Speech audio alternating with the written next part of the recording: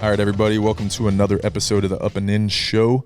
I am solo again by myself, so if you guys are listening, you won't be able to see this one on YouTube, unfortunately, if you guys are watchers of the podcast. And I am not with anybody cool. Usually I do have somebody with me to help carry on the conversation, but I felt a little inspired today to do another solo podcast. I'd done one maybe, 3 or 4 weeks ago. And I usually only do them every couple months to kind of catch everybody up with what I have going on with Cards and Culture, F45, things I'm doing in the community or shouting people out when, things that inspire me.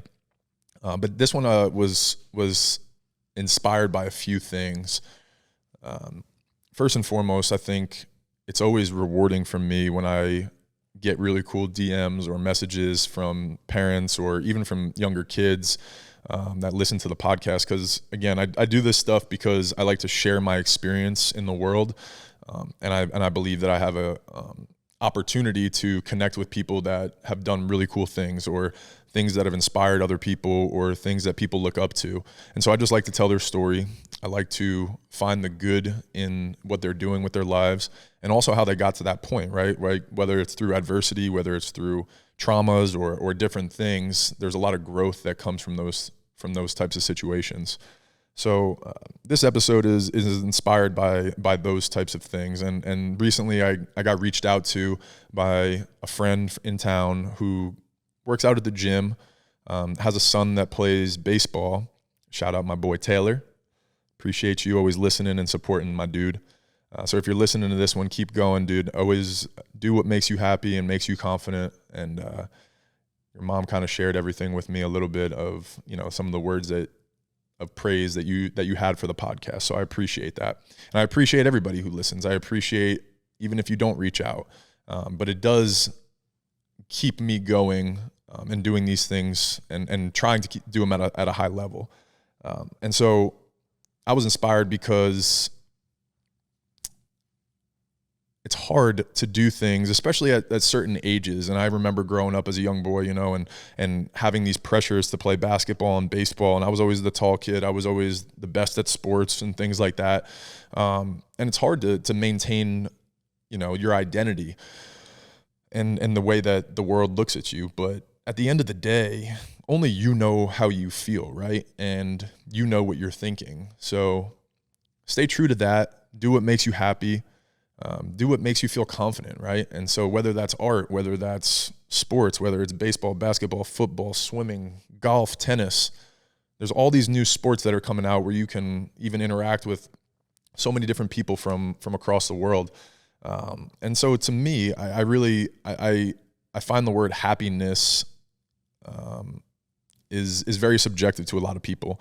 So what makes you happy is only something that you know. And I want people to do that, and I want to talk about it because the second part of the inspiration came from this past week. I went to an event put on by LA Shift and my boy Brandon Paris, who was also on the podcast with me, but he's doing some really incredible things in the community. And one of the things that I went to the other night was poetry night.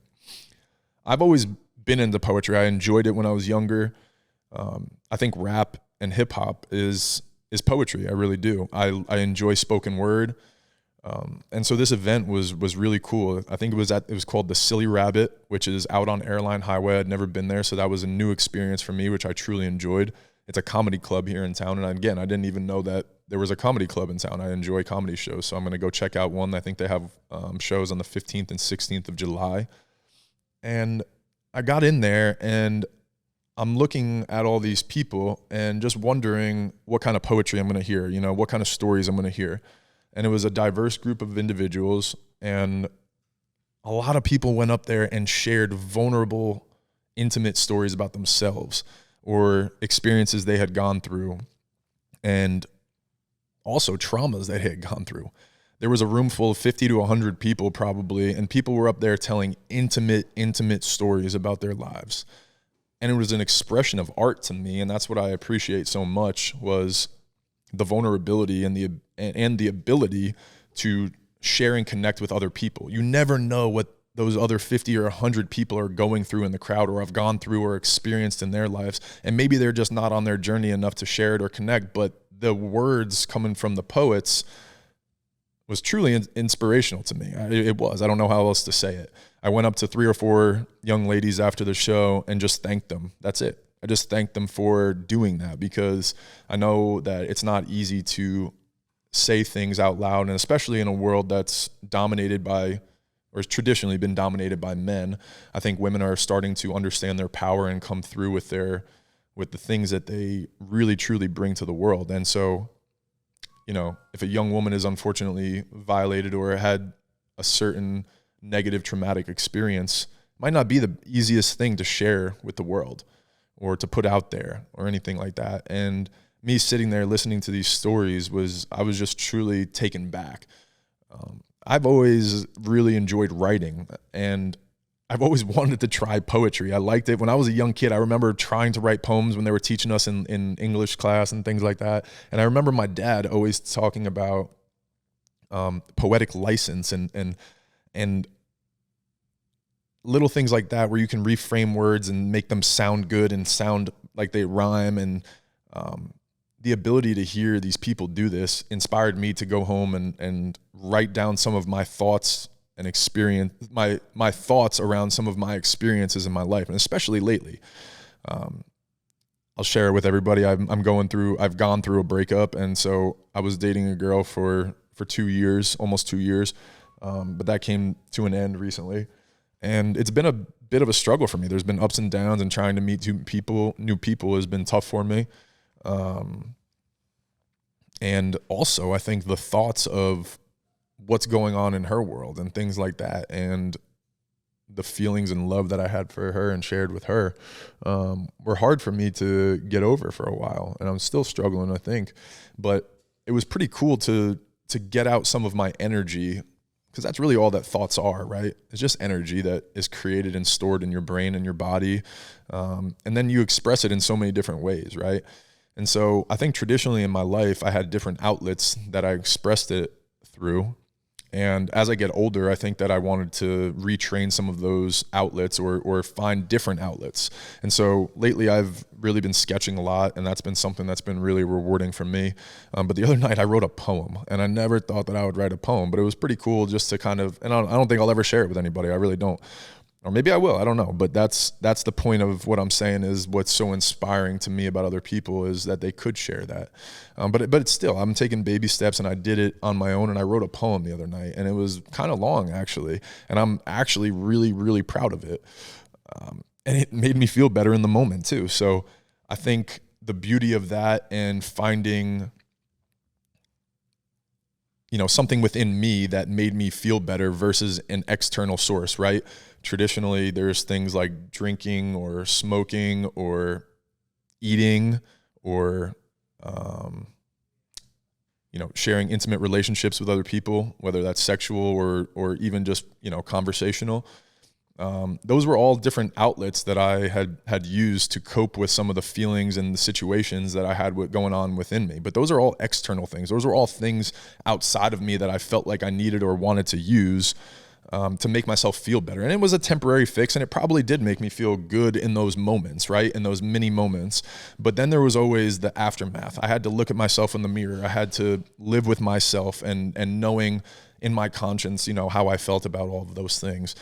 And it wasn't as good as sometimes when I sketch something and I see something and I feel really proud of that, or the other night when I wrote a poem and I felt really proud of it.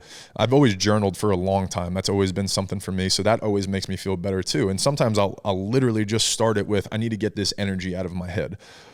And that usually just makes things immediately better. It puts down that wall and allows me to just be vulnerable with myself and put myself out there. So this podcast is a little spacey and a little out there in general, but I just want to encourage people to do things that maybe feel a little uncomfortable, but in the long run, build lifelong habits of self-love and self-appreciation, where if things go wrong in the external world, in the outside world, right, or something that is outside of your control happens, you have this built-in system within yourself to be able to deal with it, to cope with it, right? You can't control what somebody says about you or says to your face or says to other people, right? But you are in control of how that makes you feel. it's not going to be easy to hear somebody say something negative or something you don't like about yourself, and they noticed it too, right? But if you have that self-love and you have that self-respect and you have that fire inside of you and that skill set, those self-coping methods, that's an incredible response to something that's out of your control, because so much of this world is out of our control. But what is in our control is how we respond to those things. So shout out to everybody that's going through a little something. Maybe somebody said something about them that questioned their identity or who they were, or they didn't realize that maybe somebody thought that about them. And shout out to you guys that aren't using external sources or outside things to make yourselves feel better. Shout out to the people that draw, that paint, that sing, that write poems, that meditate, that work out. All these things are things that you can do within yourself, that you don't need anybody else or a substance or an environment or anything like that, right? And that's what I want to encourage from this episode is we're all on this journey, this human experience. We're all in this thing that, creates a lot of fear and insecurity in us. But if we can embrace those fears and insecurities and really understand them and become self-aware, what makes us fear, what makes us feel a certain way, what makes us, tick, good or bad, that's really powerful. And I just want to, again, thank everybody who's listening to this, anybody who resonates with this, anybody who's reached out to me and thanked me or connected with me or told me they went through something similar. I really, really appreciate you, and I appreciate your time, and I appreciate, you being here, subscribing, listening, downloading. And again, continue on your journey, continue doing the things that make you you. Continue to become self-aware and challenge yourself, fight through your fears, through your insecurities, so you can become more powerful within, and you don't need outside validation or outside circumstances or things to make you feel better. I really just want everybody to connect. I want to spread love in this message, and again, express my gratitude for everybody who listens, everybody who subscribes, and anybody who shares any of my words. I truly appreciate y'all, and I hope that y'all have a great day today, wherever you are in the world that you're listening to this. Appreciate it.